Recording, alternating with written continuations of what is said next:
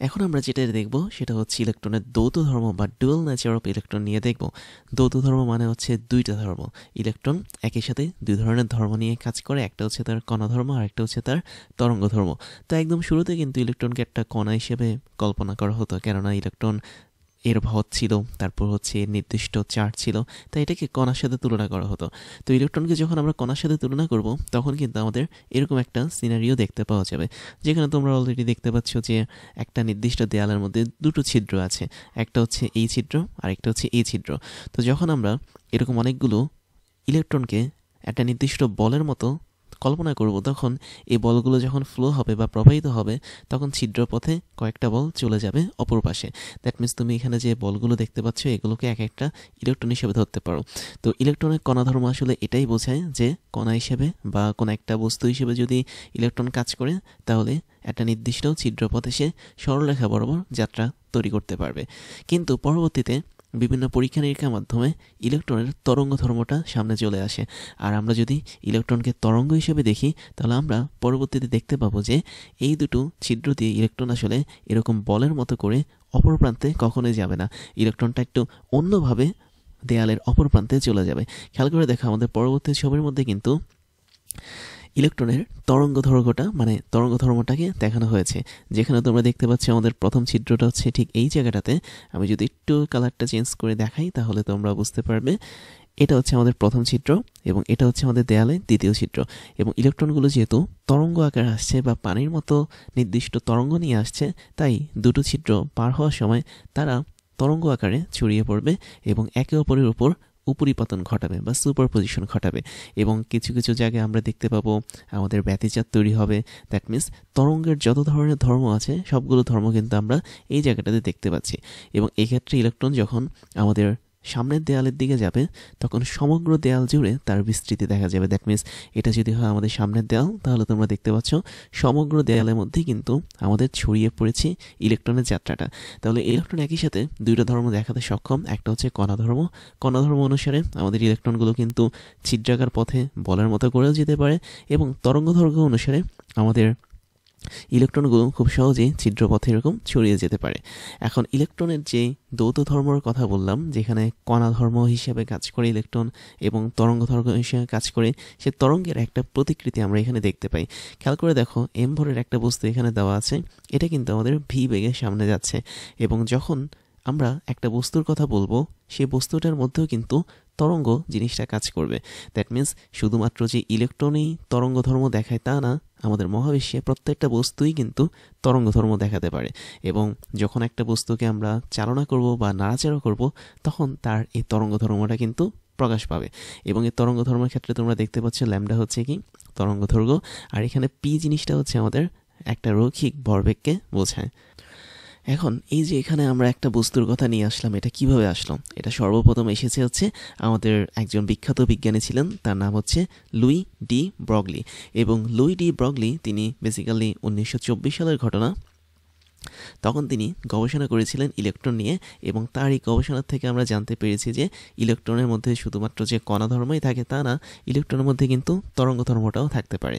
তো তিনি বেসিক্যালি ইলেকট্রনের কথাই বলেননি, তিনি বলেছেন সকল ধরনের মুভিং পার্টিকেল বা বলা যায় যে সমস্ত বস্তুগুলো চলাচল করতে পারে বা যারা হচ্ছে গতিশীল অবস্থায় থাকে তাদের সবার মধ্যে কিন্তু দুই ধরনের বৈশিষ্ট্য থাকে। একটা হচ্ছে কণার বৈশিষ্ট্য যেটা আমরা প্রথম ছবিতে দেখতে পাচ্ছি, আরেকটা হচ্ছে তরঙ্গের বৈশিষ্ট্য যেটা আমরা দ্বিতীয় ছবিতে দেখতে পাচ্ছি। তো এখানে অ্যাম্বরের বস্তুটাও যেহেতু একটা নির্দিষ্ট বেগ ভিতে গতিশীল থাকছে, তার মানে এই অ্যাম্বরের বস্তুর মধ্যেও কিন্তু আমাদের দুই ধরনের ধর্ম থাকবে, একটা হচ্ছে বস্তুর কণা ধর্ম আর একটা হচ্ছে তরঙ্গ ধর্ম। তো এখন এই যে লুই ডি ব্রগলির কথা মতো আমরা দেখতে পেলাম যে যে কোনো কণাই হোক না কেন, হোক সেটা ইলেকট্রন, হোক সেটা যে কোনো বড় কোনো বস্তু, প্রত্যেকটা বস্তুর মধ্যে কিন্তু দুটো ধর্ম থাকছে, একটা হচ্ছে কণা ধর্ম, একটা হচ্ছে তরঙ্গ ধর্ম। এবং এই জিনিসটা শুধুমাত্র যে আলো বা লাইটের ক্ষেত্রেই থাকছে তা না, তিনি লাইটের সাথে আমাদের মহাবিশ্বের প্রত্যেকটা কণা বা বস্তুকে তুলনা করেছেন। লাইট বা আলোর যেহেতু দুই ধরনের ধর্ম আছে, একটা হচ্ছে কণা ধর্ম আর একটা হচ্ছে তরঙ্গ ধর্ম, ঠিক তেমনইভাবে এই মহাবিশ্বে যে কোনো বস্তু একটা নির্দিষ্ট গতিবেগে ছুটে যাক না কেন বা চলাচল করুক না কেন, সেই সমস্ত বস্তুগুলোর অবশ্যই দুটো ধর্ম থাকবে, কণা ধর্ম এবং তরঙ্গ ধর্ম। কিন্তু মজার বিষয় হচ্ছে লুই ডি ব্রগলি যখন এই ধারণাটা দেন, তিনি হচ্ছে পিএইচডি ডিগ্রি করেন আসলে এই সমস্ত কাজের উপর, তখন কিন্তু এটাকে প্রমাণ করার মতো কোনো এক্সপেরিমেন্ট করতে পারেননি তিনি, কিংবা তখনকার সময় অতটা উন্নত প্রযুক্তি ছিল না 1924 সালের দিকে যে তার এই ধারণাটাকে প্রমাণ করা যাবে। দ্যাট মিনস একটা গতিশীল বস্তুর মধ্যে যে একই সাথে কণাধর্ম এবং তরঙ্গধর্ম থাকছে, এটা কিন্তু প্রমাণ করার মতো তখন কোনো এক্সপেরিমেন্ট করা যায়নি। এবং কণাধর্ম বলতে আমরা যেটাকে বুঝি সেটা হচ্ছে বস্তুর ভর বা এম থাকবে, আর তরঙ্গ ধর্ম বলতে আমরা বুঝবো কোনো একটা বস্তুর তরঙ্গের যে দৈর্ঘ্যটা আছে ল্যামডা, সেই তরঙ্গ দৈর্ঘ্যটা থাকবে। তাহলে কোনো একটা বস্তু যদি কণা হতে হয় তাহলে অবশ্যই তার ভর থাকতে হবে, এবং ওই বস্তুর মধ্যে যদি তরঙ্গ ধর্ম থাকতে হয় তাহলে অবশ্যই তার যদি বস্তুটার মধ্যে তরঙ্গ ধর্ম থাকতে হয় তাহলে অবশ্যই বস্তুটার মধ্যে তরঙ্গ দৈর্ঘ্য থাকতে হবে। তো এখন লুই ডি ব্রগলি যেটা করেন তিনি একটা সমীকরণ তৈরি করেন বা আবিষ্কার করেন, এবং এই সমীকরণটা আবিষ্কার করেন তিনি দুটো জিনিসকে কাজে লাগিয়ে। একটা হচ্ছে ম্যাক্স প্ল্যাঙ্কের কোয়ান্টাম তত্ত্বকে কাজে লাগিয়ে, আরেকটা হচ্ছে আইনস্টাইনের যেই থিওরি অফ রিলেটিভিটি ছিল, যিনি তৈরি করেছিলেন আইনস্টাইন, তার সেই একটা থিওরি নিয়ে। দ্যাট মিনস আইনস্টাইন কিন্তু থিওরি অফ রিলেটিভিটি বা আপেক্ষিকতার পাশাপাশিও একটা দারুণ থিওরি তৈরি করেছিলেন আলো নিয়ে এবং শক্তি নিয়ে, যে থিওরিটা তোমরা সবাই জানো, যেটা হচ্ছে E=mc², যেখানে আমরা শক্তিকে কনভার্ট করতে পারি ভরে বা ভরকে কনভার্ট করতে পারি শক্তিতে। তো আইনস্টাইনের এই ভর থেকে শক্তি বা শক্তি থেকে ভরের যে রূপান্তরটা আছে, সেই রূপান্তরটাকে তিনি কাজে লাগান, এবং এক্ষেত্রে দেখো আমাদের বস্তুর ভর বা এম জিনিসটা আছে। তো বস্তুর ভর যেখানে থাকবে সেটা আমাদের কণাধর্মকে প্রকাশ করবে। তার মানে এই জিনিসটা হচ্ছে কি বস্তুর কণাধর্মকে প্রকাশ করে। এবং আমরা ম্যাক্স প্ল্যাঙ্কের যে কোয়ান্টাম তত্ত্ব দেখেছিলাম, সেখানে আমরা একটা সূত্র দেখেছিলাম E=h/নিউ, যেখানে ই হচ্ছে আমাদের একটা নির্দিষ্ট কোয়ান্টা বা বলা যায় আলোর যেই শক্তির প্যাকেট আছে সেই প্যাকেটের শক্তি বা কোয়ান্টার শক্তি বা ফোটনের শক্তি, এবং নিউটা হচ্ছে কি আমাদের কম্পাঙ্ক ছিল বা ফ্রিকোয়েন্সি ছিল। তার মানে কম্পাঙ্ক বা ফ্রিকোয়েন্সি যে জায়গাটাতে আসবে সেটা আমাদের বস্তুর তরঙ্গ ধর্মকে নির্দেশ করবে। তাহলে আমরা যেহেতু দুইটা জায়গায় শক্তি দেখতে পাচ্ছি, ডি ব্রগলি যেটা করেন সেটা হচ্ছে এই দুটো সম্পর্ককে একত্রিত করেন। তো এই দুটোকে যদি আমরা একত্রিত করি তাহলে আমরা পাবো হচ্ছে mc²=h/নিউ। তো এটা আসলে কোনো একটা বস্তুর কণাধর্ম এবং তরঙ্গ ধর্ম, এই দুটো ধর্মকে একত্রিত করার একটা চেষ্টা, এবং ডি ব্রগলি তার বিখ্যাত ইকুয়েশন বা সমীকরণ বের করেন এই চেষ্টাটা করার মাধ্যমে। তো তারপরে আমরা ওনার মতো করে ইকুয়েশনটা বের করতে পারি। সেক্ষেত্রে আমরা mc² রাখতে পারি, যেখানে সি হচ্ছে আলোর বেগ, এম হচ্ছে কোনো একটা বস্তুর ভর, এইচ হচ্ছে আমাদের প্ল্যাঙ্কের কনস্ট্যান্ট বা প্ল্যাঙ্কের ধ্রুবক, এবং এখানে নিউ যে জিনিসটা এটা হচ্ছে কম্পাঙ্ক, এবং আমরা কম্পাঙ্ককে যেভাবে লিখতে পারি সেটা হচ্ছে আলোর বেগ ডিভাইড বাই হচ্ছে তরঙ্গদৈর্ঘ্য, এভাবে লিখতে পারি। তাই যদি লিখি তাহলে আমরা এই জায়গাটা থেকে একটা সম্পর্ক পাবো। ল্যামডাকে যদি আমি এই পাশে নিয়ে আসি, উভয় পক্ষ থেকে আমাদের সি কাটা যাবে, তো এখানে থাকবে হচ্ছে h/m/c। এখন আমরা আলোর বেগ নিয়ে তো আর কাজ করব না, যেহেতু আমাদের মহাবিশ্বে কোনো একটা কণা হতে পারে, সেটা ইলেকট্রন হতে পারে, সেটা যে কোনো বস্তু, সেটা কিন্তু সবসময় আলোর বেগে চলবে না, তাই না? তো আমরা আলোর বেগটাকে একটু ইগনোর করতে পারি, আমরা স্বাভাবিকভাবে যে কোনো একটা বেগ নিতে পারি ভি। তার মানে আমরা ফাইনালি ল্যামডা যেগুলো লিখতে পারি h/m/v। তাহলে ভি হচ্ছে কি যে কোনো একটা বস্তুর বেগ, যেটাকে আমরা আলোর বেগের মাধ্যমে হচ্ছে রিপ্লেস করলাম, অর্থাৎ আলোর বেগের জায়গায় রিপ্লেস করে দিলাম। তো এখন আমরা যে ল্যামডাটা পাচ্ছি এটা অবশ্যই একটা তরঙ্গদৈর্ঘ্য হিসেবে কাজ করবে, এবং এই ল্যামডাকে বেসিক্যালি ডি ব্রগলির তরঙ্গদৈর্ঘ্য বলা হয়। তো উনি যেহেতু সমীকরণটা তৈরি করেছেন, তাই ওনার নাম অনুসারে এই তরঙ্গদৈর্ঘ্যটাকে বলা হয় ডি ব্রগলির তরঙ্গদৈর্ঘ্য। এখন এখানে কাজটা আসলে কি? কাজটা হচ্ছে আমরা যদি দেখি একটু ভালো করে, তাহলে এই সম্পর্কটার মধ্যে কিন্তু দেখতে পাচ্ছি ল্যামডা এই জিনিসটা আসলে তরঙ্গদৈর্ঘ্য নির্দেশ করে কোনো একটা বস্তুর, এবং অবশ্যই বস্তুটাকে গতিশীল হতে হবে। আর এখানে প্ল্যাঙ্কের ধ্রুবক যেটা, সেটা কিন্তু ধ্রুবক থাকে, তাই না? এবং একই সাথে আমরা যে ভিটা দেখতে পাচ্ছি সেটা কিন্তু বেগ হিসাবে দেখতে পাচ্ছি। তো আমরা এখানে একটা কাজ করতে পারি, সূত্রটাকে আরেকটু আগাতে পারি, সেটা হচ্ছে এমভি জিনিসটাকে কিন্তু আমরা মোটামুটি চিনি। এমভি মানে হচ্ছে কি? এমভি মানে হচ্ছে আমাদের ভরবেগ, কেননা ভর এবং বেগের গুণফলকে কি বলা হয়? ভরবেগ। তার মানে ভরবেগটাকে আমরা পি দিয়ে প্রকাশ করতে পারি। তো পি দিয়ে যদি প্রকাশ করি তাহলে আমরা ফাইনালি একটা ইকুয়েশন পাচ্ছি। তাহলে এই দুটি ইকুয়েশনই আসলে ডি ব্রগলির ইকুয়েশন নামে পরিচিত। প্রথমটা হচ্ছে এই ইকুয়েশন এবং দ্বিতীয়টা হচ্ছে আমাদের এই ইকুয়েশন। তো এই দুইটা ইকুয়েশন দিয়ে আমরা কিন্তু বিভিন্ন ধরনের ম্যাথমেটিক্যাল প্রবলেম সলভ করতে পারি। এখন ভরবেগের সাথে আমরা কিন্তু আরেকটা জিনিসের সম্পর্ক তৈরি করতে পারি, সেটা হচ্ছে গতিশক্তি। এবং তোমরা জানো ভরবেগ আর গতিশক্তির মধ্যে একটা দারুণ সম্পর্ক আছে। সেটা কীরকম? যে কোনো একটা বস্তুর গতিশক্তি হচ্ছে হাফ এমভি স্কোয়ার। এবং এখানে খেয়াল করে দেখো, হাফ এমভি স্কোয়ারের মধ্যে কিন্তু এমভি জিনিসটা হচ্ছে কি তার ভরবেগ।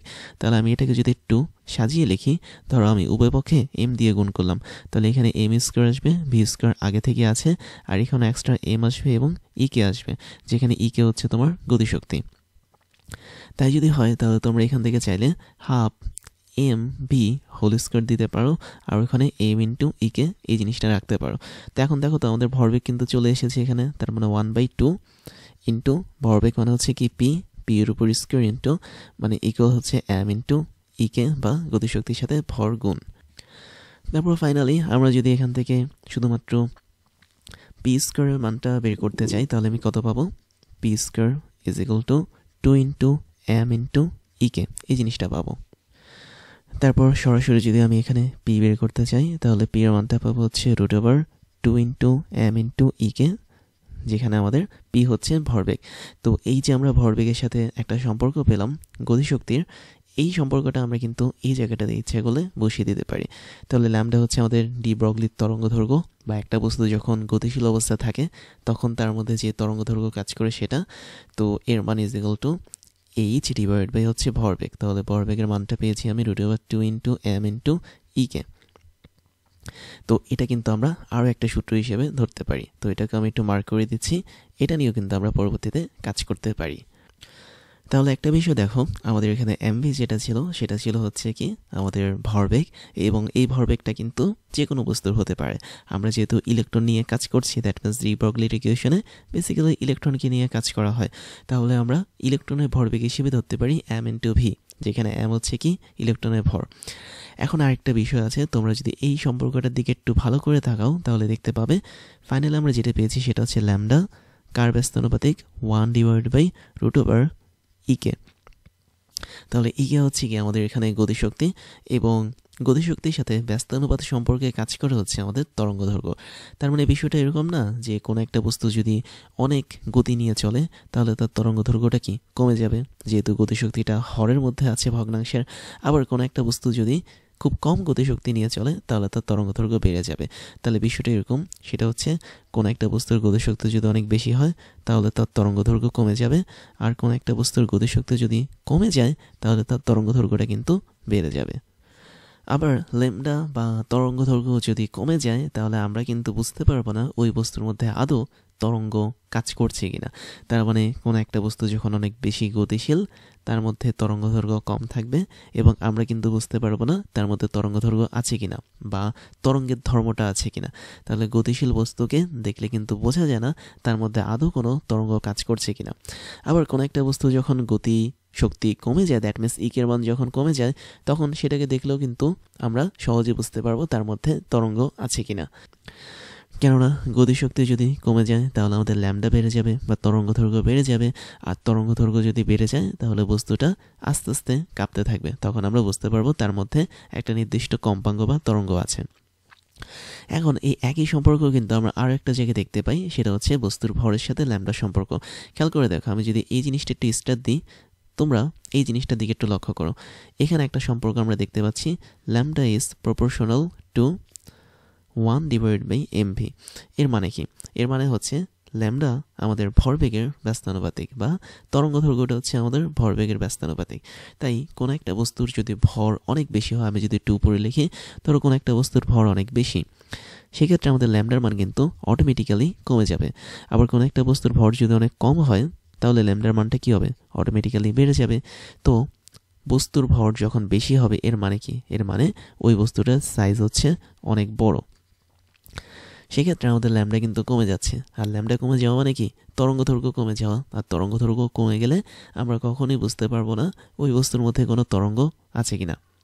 আবার কোনো একটা বস্তুর ভর কমে গেছে, তার মানে ওর সাইজটা হচ্ছে কি স্মল বা ছোট, এবং ছোট বস্তুর মধ্যে যেহেতু ভর কমে গেলে তরঙ্গদৈর্ঘ্য বেড়ে যায়, তাই তখন আমরা সহজে বুঝতে পারবো তার মধ্যে আদৌ কোনো তরঙ্গ আছে কিনা, যেহেতু তার তরঙ্গদৈর্ঘ্যটা বেড়ে গেছে। তাই সবসময় মনে রাখতে হবে কোনো একটা বস্তু যদি অনেক বড় হয়ে যায় বা সাইজ যদি অনেক বেশি হয়, তাহলে আমরা কিন্তু সেই বস্তু থেকে সহজে বুঝতে পারবো না তার মধ্যে আদৌ কোনো তরঙ্গদৈর্ঘ্য আছে কিনা বা তরঙ্গ আছে কিনা। আর কোনো একটা ছোট বস্তু যদি আমাদেরকে দেওয়া হয়, আমরা খুব সহজে পরীক্ষা নিরীক্ষা করে বুঝতে পারবো তার মধ্যে তরঙ্গ ধর্মটা আছে কিনা।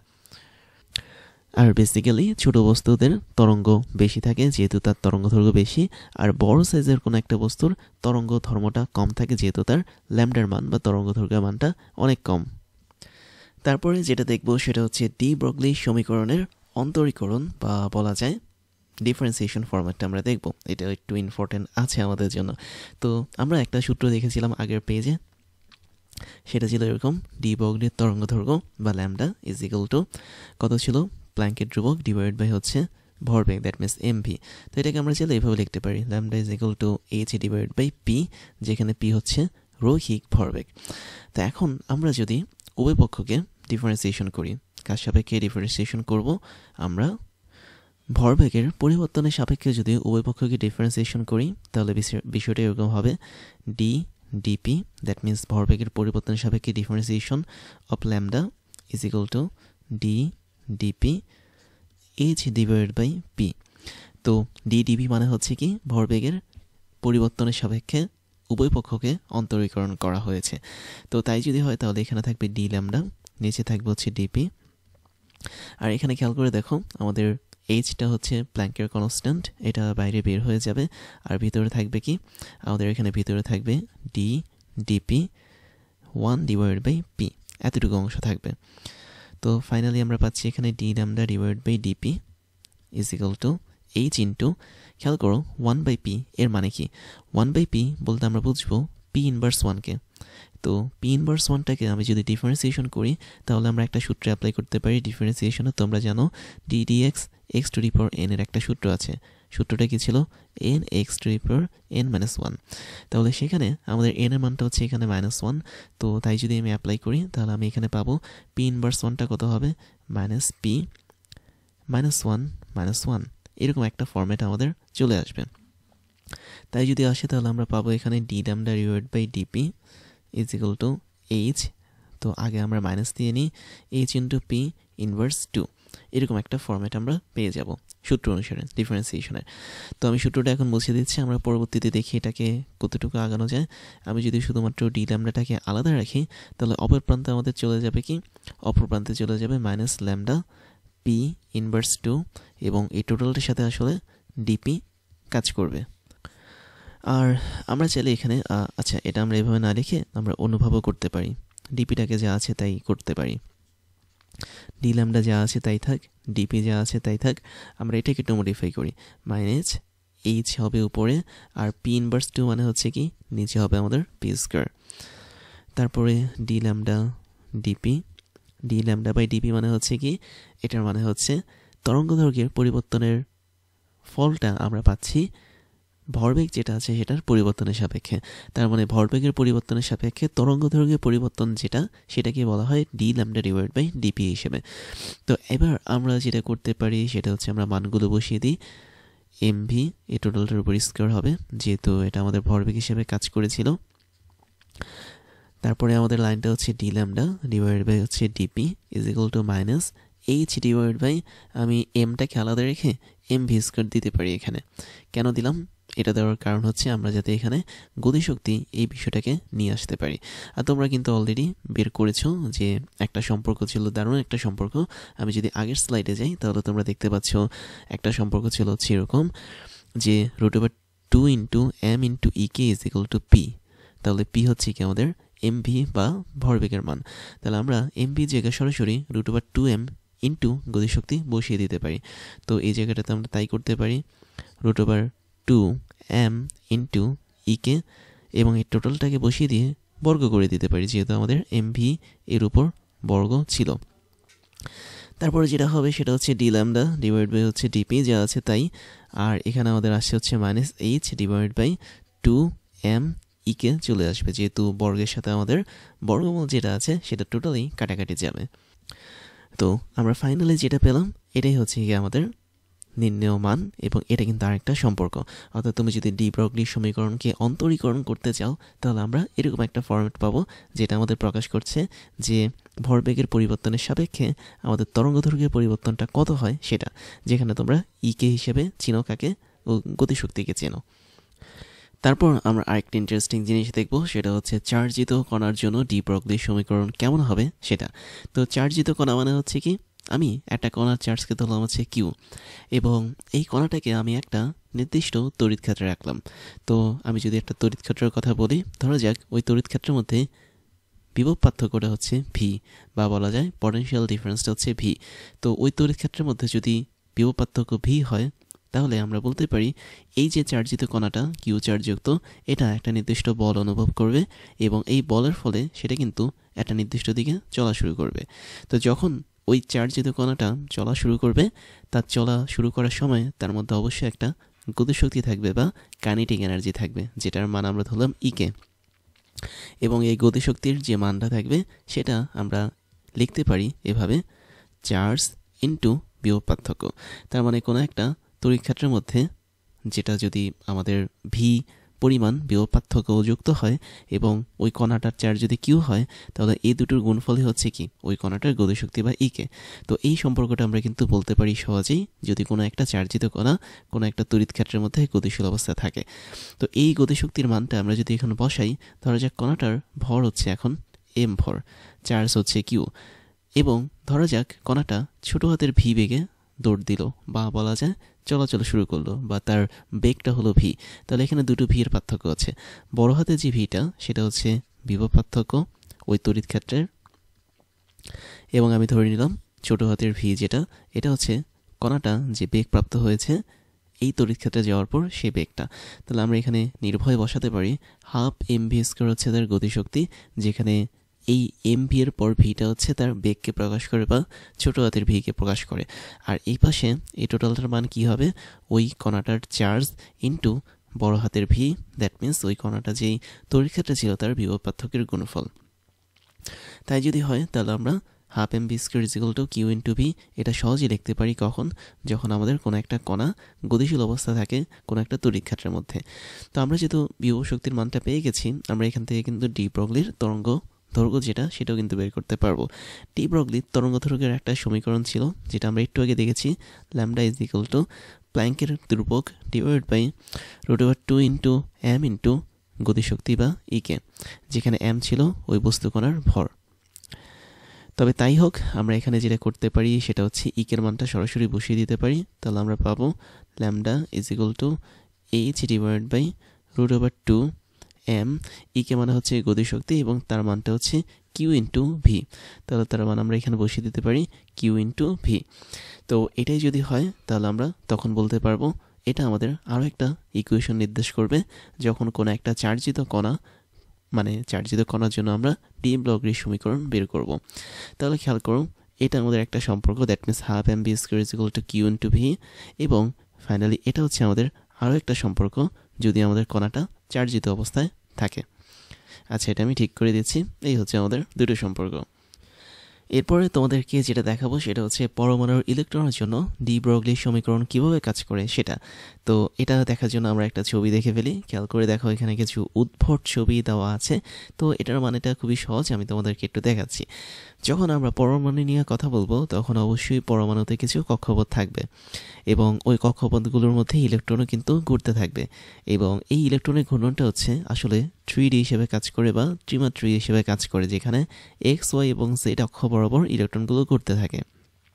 কিন্তু আমরা বোঝার সুবিধার জন্য আমাদের বইগুলোতে বা স্লাইডগুলোতে 2D পিকচার এঁকে থাকি। যেমন তোমরা দেখতে পাচ্ছ এখানে একটা বৃত্তাকার পথ দেখানো হয়েছে বা কক্ষপথটাকে বৃত্তাকার দেখানো হয়েছে। বাস্তবে কক্ষপথ কখনোই বৃত্তাকার এভাবে থাকে না, এটা একটা গোলকের মতো থাকে বা 3D শেপে থাকে। তো যাই হোক, আমি ধরে নিলাম এরকম একটা বৃত্তাকার কক্ষপথ আমাদের এখানে আছে। তো যখন ইলেকট্রনটা এই কক্ষপথের মধ্যে ঘুরতে থাকবে তখন তার মধ্যে একই সাথে কিন্তু দুইটা ধর্ম কাজ করবে, একটা হচ্ছে তার কণা ধর্ম, আরেকটা হচ্ছে তার তরঙ্গ ধর্ম। কণা ধর্মের জন্য ইলেকট্রনের ভর পাবো আমরা এম, এবং তরঙ্গ ধর্মের জন্য আমরা ইলেকট্রনের যে তরঙ্গ দৈর্ঘ্য আছে বা ল্যামডা সেটাকে পাবো। তো এখন একটা ইলেকট্রন যদি তরঙ্গ ধর্ম দেখায় তাহলে অবশ্যই ওই তরঙ্গের মধ্যে কিন্তু কিছু বৈশিষ্ট্য থাকে। যেমন আমরা তরঙ্গের ক্ষেত্রে জানি যে তরঙ্গের পূর্ণচক্র থাকে, অর্ধচক্র থাকে, কম্পাঙ্ক থাকে, তরঙ্গ দৈর্ঘ্য থাকে, তরঙ্গ বেগ থাকে, এই সমস্ত জিনিসগুলো কিন্তু থাকে। তো যখন আমরা তরঙ্গ দেখেছিলাম যে তরঙ্গটা আপ ডাউন ঘটে, তোমরা দেখে থাকবে যে এটা একটা ঢেউ বা ওয়েভ বা তরঙ্গ হিসেবে কিন্তু কাজ করে, তখন এই তরঙ্গের মধ্যে কিন্তু অর্ধচক্র বা পূর্ণচক্র এই বিষয়গুলো কিন্তু থাকবে। দ্যাট মিনস একটা নির্দিষ্ট পয়েন্ট থেকে যাত্রা শুরু করে আবার যদি সে নির্দিষ্ট পয়েন্টে সে ফিরে আসে, এটা হচ্ছে একটা পূর্ণচক্রকে প্রকাশ করে। আবার আমি যদি এর অর্ধেকটা ধরি, দ্যাট মিনস এতটুকু জায়গা যদি ধরি, তাহলে এতটুকু তার একটা অর্ধচক্র প্রকাশ করবে। তো এই যে তরঙ্গের মধ্যে অর্ধচক্র বা পূর্ণচক্র প্রকাশ করছে, এটা আসলে তার বিস্তারের মানের কমে যাওয়া বা বেড়ে যাওয়াকে বোঝায়। বাস্তবপক্ষে বাস্তবর্থে কখনোই তরঙ্গ কিন্তু এভাবে ফ্লো হয় না বা এরকম কোনো শেপ কিন্তু তরঙ্গ দেখায় না। এটা জাস্ট একটা কি বলবো, গ্রাফিক্যাল রিপ্রেজেন্টেশন, বা বলা যায় আমরা কাগজে কলমে লিখে এটাকে প্রকাশ করি। তো যাই হোক, আমরা এটা কনফার্ম যে একটা তরঙ্গের মধ্যে একটা অনেকগুলো চক্র থাকে, পূর্ণচক্র থাকে। পূর্ণচক্র মানে হচ্ছে একটা নির্দিষ্ট পয়েন্ট থেকে যাত্রা শুরু করে একই রকম সেই পয়েন্টে আবার ফিরে আসা, এবং এই পূর্ণচক্রের মধ্যে দুইটা অর্ধচক্র থাকে। তো এটা হচ্ছে আমাদের অর্ধচক্র অর্ধেকটা, আর এটা হচ্ছে আমাদের বাকি অর্ধেকটা। তো ইলেকট্রনও কি, কোনো একটা পরমাণুর যদি কক্ষপথে ঘুরতে থাকে, তার মধ্যে এরকম পূর্ণচক্র অর্ধচক্র থাকবে। এবং মজার বিষয় হচ্ছে কি, ইলেকট্রনটা যততম কক্ষপথে ঘোরে তার মধ্যে ততটা চক্র তৈরি হয়। খুব সিম্পল বিষয়, তোমরা যদি এই ছবিটা দেখো, n=3 দেওয়া, তার মানে ইলেকট্রনটা তৃতীয় কক্ষপথে ঘুরছে। তো তৃতীয় কক্ষপথে ঘুরলে ইলেকট্রন পূর্ণ চক্র তৈরি করবে 3টা। কিভাবে তৈরি করবে? তোমরা ছবিতে দেখতে পাচ্ছ, আমি ধরলাম এটা আমাদের সেই ইলেকট্রনের যাত্রা পয়েন্ট। তুমি ধরে নাও এই পয়েন্ট হচ্ছে আমাদের এ। তো এই যাত্রা পয়েন্ট থেকে সে যাত্রা শুরু করলো। কিভাবে যাত্রা শুরু করলো? সে প্রথমে, আমি যদি একটু তোমাকে ভিন্ন কালারে দেখাই, প্রথমে সে অর্ধচক্র সম্পন্ন করলো এতটুকু এইভাবে, তারপরে সে বাকি অর্ধচক্র সম্পন্ন করলো এইভাবে। তার মানে ধরো এ থেকে বি পর্যন্ত হচ্ছে তার অর্ধচক্র একটা তরঙ্গের, আর বি থেকে ধরো সি পর্যন্ত হচ্ছে তার আরও একটা অর্ধচক্র। কিভাবে বুঝলাম? খুবই সিম্পল। তোমরা যখন তরঙ্গ আঁকছো, সেটা হচ্ছে একটা সরলরেখার উপর বেস করে আঁকছো। আমি এখানে এঁকেছি একটা সরলরেখার উপর ভিত্তি করে। দ্যাট মিনস এই তরঙ্গটা আসলে একটা সরলরেখার উপর ভিত্তি করে আঁকা। এই সরলরেখাটাকে আমি যদি বাঁকিয়ে এরকম একটা বৃত্তাকার রেখা তৈরি করি অরবিটের মতো, তখন সেক্ষেত্রে কিন্তু আমাদের ছবিটা অনেকটা এমনই দেখাবে। দ্যাট মিনস তোমরা দেখতে পাচ্ছ এ থেকে সি পর্যন্ত হচ্ছে কি একটা পূর্ণচক্র প্রকাশ করছে ইলেকট্রনের। আবার দেখো, সি থেকে আমি যদি ধরো ডি বিন্দুতে যাই, এটা একটা অর্ধচক্র। ডি থেকে ধরো ই বিন্দুতে যদি যাই, এটা আরও একটা অর্ধচক্র। তার মানে আমি এখানে প্রথম ছবির জন্য বলতে পারি এ থেকে সি একটা পূর্ণচক্র, সি থেকে ই পর্যন্ত আরেকটা পূর্ণচক্র। আবার দেখো, ই থেকে শুরু করে ধরো এফ পর্যন্ত একটা অর্ধচক্র দিল বা হাফ সাইকেল দিল, এফ থেকে শুরু করে এ পর্যন্ত আরও একটা অর্ধচক্র দিল। তাহলে আমি বলতে পারি না ই থেকে শুরু করে এ পর্যন্ত আরও একটা পূর্ণচক্র বা ফুল সাইকেল দেখা যাচ্ছে। তাহলে আমরা টোটাল এই ছবির মধ্যে 3টা ফুল সাইকেল বা পূর্ণচক্র দেখতে পাচ্ছি। এবং এই 3টা ফুল সাইকেল কি নির্দেশ করছে? অবশ্যই ইলেকট্রনটা হচ্ছে তৃতীয় কক্ষপথে কাজ করছে, বা ইলেকট্রনের অবস্থানটা হচ্ছে তৃতীয় কক্ষপথে। তাহলে কোনো একটা ইলেকট্রন যখন যততম কক্ষপথ বা অরবিটে থাকবে, ওই ইলেকট্রনটা ততগুলো তরঙ্গ পূর্ণচক্র দেখাবে। একই সাথে তুমি যদি 4 নম্বর ছবিটা দেখো, 4 নম্বর না, এটা হচ্ছে n=4, সেক্ষেত্রে দেখতে পাচ্ছি এখানে টোটাল পূর্ণচক্র আছে 4টা। আমি একটু মার্ক করে দিই। ধরো এটা হচ্ছে এ, এটা শুরু হয়েছে এখানে, আর বিতে গিয়ে শেষ হয়েছে। তাহলে এ থেকে বি একটা পূর্ণচক্র, বি থেকে ধরো সি পর্যন্ত আরেকটা পূর্ণচক্র, সি থেকে আমাদের ডি পর্যন্ত এখানে একটা পূর্ণচক্র, ডি থেকে আবার আগের এ পর্যন্ত আরও একটা পূর্ণচক্র। তাহলে n=4 বা 4 নম্বর কক্ষপথে থাকা ইলেকট্রনটা এমন একটা তরঙ্গ তৈরি করে যে তরঙ্গের যে চক্রটা আছে, সে চক্র সংখ্যাটা হয় কক্ষপথের সংখ্যার সমান। n=5 এর জন্য তোমরা বের করতে পারো, n=6 এর জন্য তোমরা বের করে দেখতে পারো যে এখানে 5টা এবং 6টা করে পূর্ণচক্র তৈরি করে কোনো একটা ইলেকট্রন। এখন ইলেকট্রন এই যে পূর্ণচক্রগুলো তৈরি করে, সেক্ষেত্রে আমরা স্পষ্ট বুঝতে পারলাম কক্ষপথে যততম কক্ষপথে ইলেকট্রনগুলো থাকে, ওই ইলেকট্রনগুলো ঠিক ততগুলো পূর্ণচক্র তৈরি করতে পারে। তাহলে একটা বিষয় ক্লিয়ার, একটা পূর্ণচক্রে কিন্তু আমাদের তরঙ্গ তার তরঙ্গ দৈর্ঘ্যের সমান পথ অতিক্রম করে। যেমন আমি যদি বলি আমাদের নিচে আঁকা এ তরঙ্গটা শুরু থেকে ধরো শেষ পর্যন্ত একটা পূর্ণচক্র ছিল, এই টোটাল পূর্ণচক্রের তরঙ্গ যতটুকু দূরত্ব অতিক্রম করবে সেটা হচ্ছে কি তার তরঙ্গ দৈর্ঘ্য বা ল্যামডা। তাহলে আমি বলতে পারি না, আমি যদি একদম প্রথম ছবির দিকে তাকাই যেখানে n = 3 দেওয়া, দ্যাট মিনস এই ছবিটার দিকে দেখো, এখানে এ থেকে সি পর্যন্ত একটা পূর্ণচক্র কাজ করেছে, তাহলে এ থেকে সি পর্যন্ত আমরা অবশ্যই একটা তরঙ্গ দৈর্ঘ্য বা ল্যামডাকে পাবো। আবার খেয়াল করো সি থেকে ই পর্যন্ত আমরা আরও একটা পূর্ণচক্র দেখতে পাচ্ছি, এতটুকু পূর্ণচক্র সম্পন্ন করতে তরঙ্গ তার তরঙ্গ দৈর্ঘ্যের সমান পথ অতিক্রম করেছে, দ্যাট মিনস সে আরও একটা ল্যামডা পথ অতিক্রম করেছে। আবার ই থেকে এই পর্যন্ত সে তৃতীয় পূর্ণচক্র সম্পন্ন করেছে, সেক্ষেত্রে সেও তার ল্যামডা সমান দূরত্ব অতিক্রম করেছে।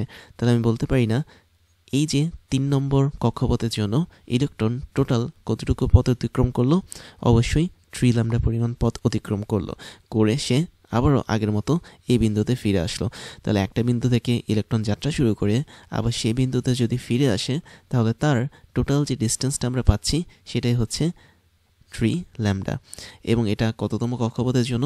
অবশ্যই 3 নম্বর কক্ষপথের জন্য। তুমি যদি 4 নম্বর কক্ষপথ দ্যাট মিনস n = 4 এর জন্য ইলেকট্রনের টোটাল গমন হিসাব করতে যাও, এবং সেক্ষেত্রে তুমি আশ্চর্য হয়ে দেখবে যে এটার মান আসবে 4 ল্যামডা। খেয়াল করে দেখো, এ থেকে বি একটা ল্যামডা অতিক্রম করেছে, বি থেকে সি পূর্ণচক্র আরেকটা ল্যামডা অতিক্রম করেছে, সি থেকে ডি আরেকটা ল্যামডা, ডি থেকে এ আরেকটা ল্যামডা। তার মানে টোটাল সে 4টা ল্যামডা পথ অতিক্রম করেছে যখন ওই ইলেকট্রনের কক্ষপথ ছিল 4 নম্বরে। তাহলে একটা বিষয় ক্লিয়ার না, যে একটা ইলেকট্রন যে কোনো একটা কক্ষপথে থাকুক না কেন, তার টোটাল অতিক্রম করা পথ বা তরঙ্গ দৈর্ঘ্য বা যেটাই বলি না কেন, সেটার মান হচ্ছে ওই কক্ষপথের সংখ্যা ইন্টু তার তরঙ্গ দৈর্ঘ্যের সংখ্যা। তার মানে আমি যদি n-তম কক্ষপথের কথা বলি, তাহলে n-তম কক্ষপথে ইলেকট্রনটা যাত্রা শুরু করবে একটা নির্দিষ্ট পয়েন্ট থেকে, এবং টোটাল পরমাণুকে যাত্রা করে আবার যদি সেই পয়েন্টে ফিরে আসে, তাহলে তা মানে সেটা যতটুকু দূরত্ব অতিক্রম করবে সেটা হবে n × ল্যামডা এতটুকু। এখন আরেকটা মজার বিষয় হচ্ছে কি, যখন কোনো একটা ইলেকট্রন টোটাল কক্ষপথ ঘুরে আবার সেই বিন্দুতে ফিরে আসে, তখন আমরা বলতে পারি সে ওই অরবিট বা কক্ষপথের টোটাল পরিধির সমান পথ অতিক্রম করেছে। তোমরা দেখতে পাচ্ছ এখানে অনেকগুলো বৃত্তাকার পথ আছে, তাহলে এই এক একটা বৃত্তাকার পথের টোটাল দৈর্ঘ্যটা কত, তার পরিধি বা 2πr, যেখানে আর হচ্ছে কি, আর হচ্ছে আমাদের এই বৃত্তের ব্যাসার্ধ বা আমাদের নিউক্লিয়াস থেকে শুরু করে পরমাণুর যে ইলেকট্রন আছে তার মধ্যবর্তী দূরত্বটা হচ্ছে কি আর। তো সেক্ষেত্রে আমরা বলতে পারি একটা ইলেকট্রন n-তম কক্ষপথে যতটুকু দূরত্ব অতিক্রম করে সে তার আগের অবস্থানে ফিরে আসে, সেটাই হচ্ছে তার n ল্যামডা, অথবা সেটাই হচ্ছে তার পরিধি। তাহলে স্পেসিফিকভাবে আমি বলতে পারি পরিধির মান যা n পাই এটার মানও কি তা। তবে তাই হোক, আমাদের এখানে আমরা সম্পর্কটা তৈরি করে ফেলি, n × ল্যামডা মানে হচ্ছে n-তম কক্ষপথে একটা ইলেকট্রন যতটুকু তরঙ্গ দৈর্ঘ্য বা দূরত্ব অতিক্রম করে সেটা, এটা = ওই কক্ষপথের পরিধি, দ্যাট মিনস 2πr। তাহলে এই সম্পর্কটা তোমাদেরকে ভালোভাবে মনে রাখতে হবে, যাতে এটা দিয়ে তোমরা যে কোনো কাজ করতে পারো।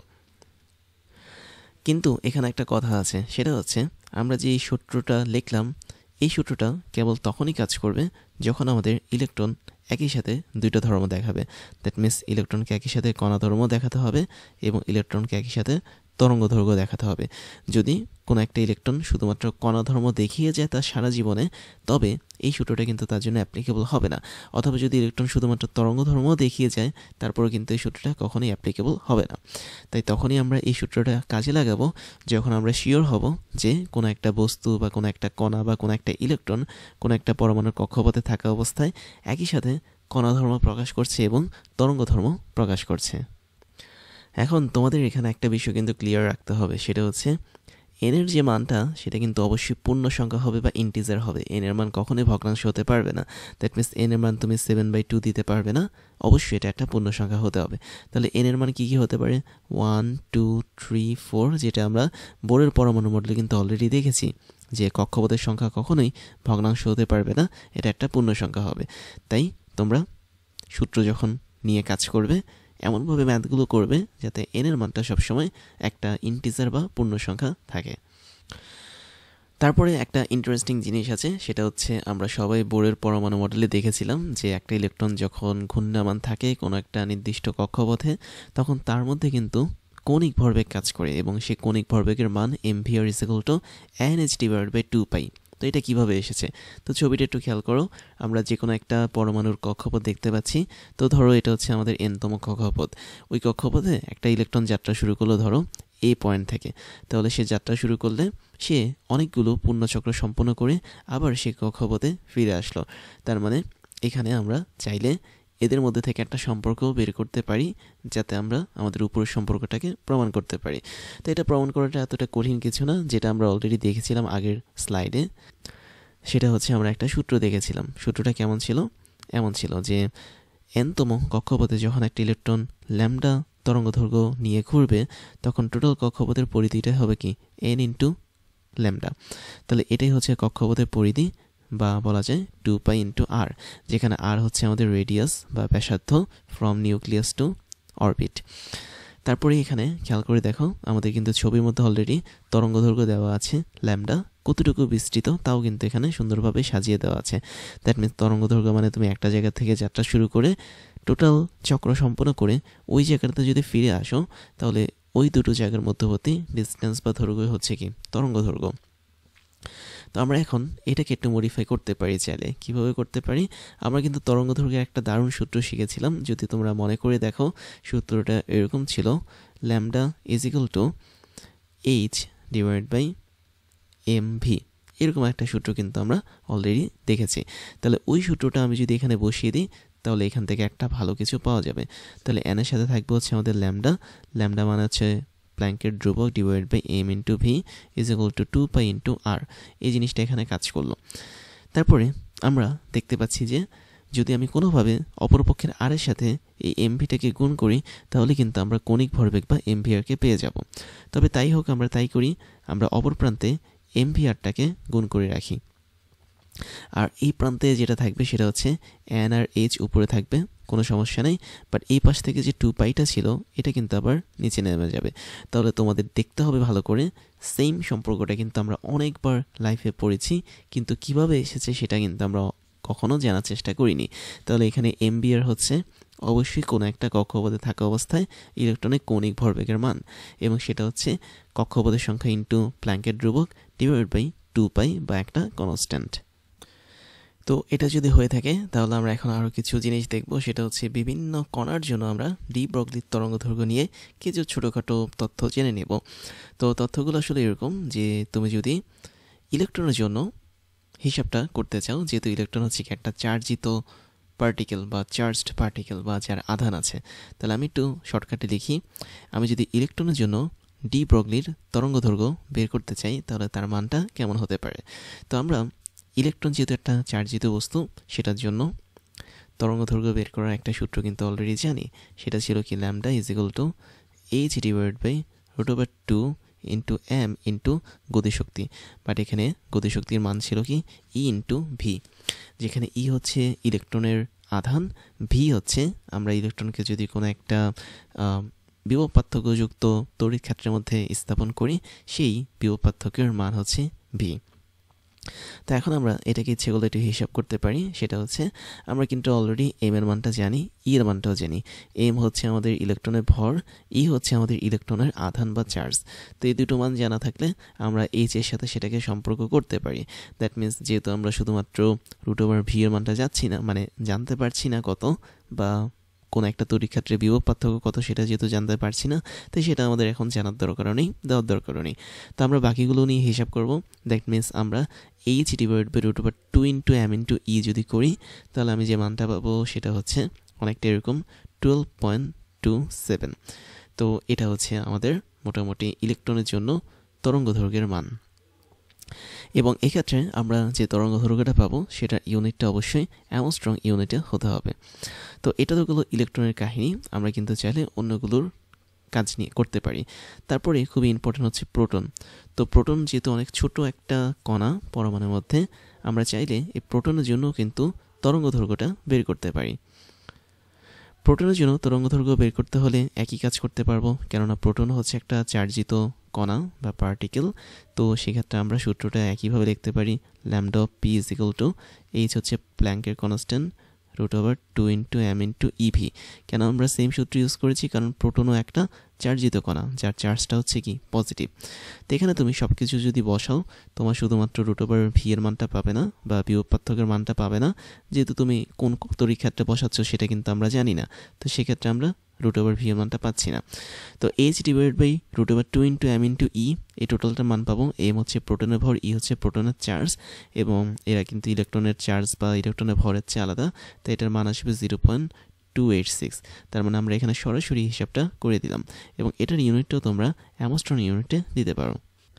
তারপরে আলফা কণিকার কথা যদি আমি বলি, তোমরা সবাই চেনো আলফা কণিকা দেখতে কেমন। হিলিয়াম পরমাণু থেকে যদি আমি 2টা ইলেকট্রন সরিয়ে নিই, তাহলে সেটাই হবে কি আমাদের আলফা কণিকা। তো আমি এখানে এতটা হিসাব নিকাশ না করে সরাসরি অ্যান্সারটা লিখে দিচ্ছি। আলফা কণিকার জন্য আমরা যে ডি ব্রগলির তরঙ্গ দৈর্ঘ্য পাবো, সেটার মান হচ্ছে 0.101 উপরে বসবে, আর নিচে যথারীতি √v বসবে, যেখানে ভি হচ্ছে কি একটা নির্দিষ্ট বিভব পার্থক্য। তো এটার ইউনিটটা হবে আমাদের অ্যামস্ট্রং ইউনিটে। তো এবার আমরা একটা মজার এক্সারসাইজ করি, খুব ছোট একটা এক্সারসাইজ জাস্ট বোঝানোর জন্য। সেটা হচ্ছে, ধরো একটা ক্রিকেট বল। তো এটা হচ্ছে আমাদের সেই লাল কালারের বল, এবং ক্রিকেট বলটা মোটামুটি দেখতে অনেকটা এমন থাকে। তো এটা হচ্ছে আমাদের ক্রিকেট বল। তো ক্রিকেট বলটা যখন মাঠে করা হচ্ছে, তুমি ধরে নাও ক্রিকেট বলের একটা নির্দিষ্ট ভর আছে, এবং আমি ধরে নিলাম এটার ভর হচ্ছে, ধরো m ইজ ইকুয়াল টু 100 গ্রাম। 100 গ্রামের কাছাকাছি একটা ভর ধরে নিলাম। আর যখন আমরা এটাকে পিছে ছুঁড়ে মেরেছি, কোনো একটা বোলার যখন ছুঁড়ে মেরেছে, ধরো ওর বেগটা হচ্ছে 20 মিটার পার সেকেন্ড। তো এই ক্ষেত্রে ক্রিকেট বলটা কি অবশ্যই মুভ করছে বা নড়াচড়া করছে। তো ক্রিকেট বলটা যেহেতু গতিশীল অবস্থা আছে, তার মানে তার মধ্যে অবশ্যই তরঙ্গ ধর্মটা কাজ করবে, অথবা তার মধ্যে তরঙ্গ দৈর্ঘ্যটা থাকবে। তো তরঙ্গের ধর্মটা যেহেতু কাজ করছে, তাই আমরা ডি ব্রগলির সমীকরণ হিসেবে লিখতে পারি তার তরঙ্গ দৈর্ঘ্য is equal to h divided by m into V. তাই যদি হয় তাহলে এই মানগুলো বসিয়ে দিই। এইচ হচ্ছে প্ল্যাঙ্কের ধ্রুবক, এবং এর মান হচ্ছে 6.626 ইন্টু 10⁻34। SI ইউনিট যেহেতু বসাচ্ছি সব জায়গায়, তাই প্ল্যাঙ্কের কনস্ট্যান্টটাও SI ইউনিটে হবে। দ্যাট মিনস এটার ইউনিটটা হচ্ছে জুল সেকেন্ড। তো এটা লেখা লাগবে না, আমরা পরবর্তীতে সরাসরি যে ইউনিটটা পাবো সেটা বসিয়ে দেব। তো তাই যদি হয়, আমরা নিচে যেটা করব সেটা হচ্ছে 100 গ্রামটাকে আমরা কেজিতে কনভার্ট করতে পারি। তো এটা হবে 10⁻3, এবং আমরা বেগটাকে মিটার পার সেকেন্ড যা আছে তাতেই রাখবো। তাই যদি হয় তাহলে আমি এটা হিসাব করে দেখি কত আসে। তো আমি হিসাব করলে পাবো, কত পাবো, বিশাল হিসাব। এটা করতে করতে অবস্থা খারাপ হয়ে যাবে। তো আই থিঙ্ক আমি অলরেডি পেয়ে গেছি সরকারি হিসাব করে। এটা হচ্ছে 3.313 আসবে, ইন্টু 10⁻34 আসবে। তো এত মিটার আসবে। তাহলে খেয়াল করো বিষয়টা কতটা ভয়ঙ্কর। ভয়ঙ্কর কেন? কারণ 10⁻34 মানে হচ্ছে কি অনেক ছোট একটা মান আসবে, ল্যামডার মান। তার মানে এই ক্রিকেট বলটা এর মধ্যে কিন্তু তরঙ্গ কাজ করবে, এবং ওই তরঙ্গ দৈর্ঘ্যটা এতটাই ছোট যে আমরা বুঝতে পারবো না। এবং মজার বিষয় হচ্ছে, তোমার আশেপাশে যত ধরনের বস্তু আছে, সেটা স্থির থাকুক বা গতিশীল থাকুক, যে কোনো অবস্থায় থাকুক না কেন, তার মধ্যে অবশ্যই এই তরঙ্গটা কাজ করবে। বা কোনো একটা বস্তুর মধ্যে কণা ধর্ম যেমন থাকবে, তরঙ্গ ধর্ম যেমন তেমনই থাকবে, ডি ব্রগলির মতে। এবং ওই বস্তুটার ভর বেশি বলে আমরা সেক্ষেত্রে তরঙ্গ দৈর্ঘ্যটাকে আর বের করতে পারি না, তরঙ্গ দৈর্ঘ্যটা অনেক বেশি ছোট হয়ে যায়। খেয়াল করো, আমাদের এখানে প্ল্যাঙ্কের ধ্রুবকে কিন্তু 10⁻34 দেওয়া, বাট আমাদের ক্রিকেট বলের যে ভরটা সেটা কিন্তু অনলি 100 গ্রাম, এবং 100 গ্রামের মধ্যে আমরা জাস্ট 10⁻3 মিটার দিতে পেরেছি। তো মিটার না, এটা হচ্ছে কেজি দিতে পেরেছি আর কি, যেহেতু আমরা কেজিতে কনভার্ট করেছি এটাকে। সেক্ষেত্রে আমরা এখানে দেখতে পাচ্ছি ক্রিকেট বলের ভরটা কিন্তু অনেক অনেক বেশি, এবং এত ভরের যে আশেপাশে আমাদের বস্তুগুলো আছে, সেগুলো থেকে আমরা কখনো এরকম তরঙ্গ দৈর্ঘ্যকে বের করতে পারবো না। একটা বস্তুর ভর যত কম হবে, তত ভালো আমি তার থেকে তরঙ্গ দৈর্ঘ্যটাকে বের করতে পারবো। আর সেজন্যই ইলেকট্রনের সাইজ যেহেতু অনেক অনেক ছোট হয়, আমি যদি একটা ইলেকট্রনের কথা বলি, ওর সাইজ কিন্তু অনেক ছোট এবং ওর ভরও কিন্তু অনেক কম। এজন্য খুব সহজে আমরা কি করতে পারি, ইলেকট্রনের জন্য যে তরঙ্গ দৈর্ঘ্যটা কাজ করে, দ্যাট মিনস ল্যামডা ই, এটাকে আমরা সহজেই বের করতে পারি। তো যখন আমরা এটাকে সহজেই বের করতে পারছি, তার মানে তখন স্পষ্ট বুঝতে পারছি যে ইলেকট্রনের মধ্যে আমাদের তরঙ্গ ধর্মটা আছে। তাই ইলেকট্রন যে তার তরঙ্গ ধর্মটা দেখায়, এটা দেখানোর একটাই রিজন হচ্ছে তার ভর কম বা এম কম, এবং যার এম কম তার ল্যামডা বেশি বা তরঙ্গ দৈর্ঘ্য বেশি, আর যার তরঙ্গ দৈর্ঘ্য বেশি সেখান থেকে আমরা খুব সহজেই বের করতে পারি তার মধ্যে কতটুকু পরিমাণ তরঙ্গের ধর্মটা আছে।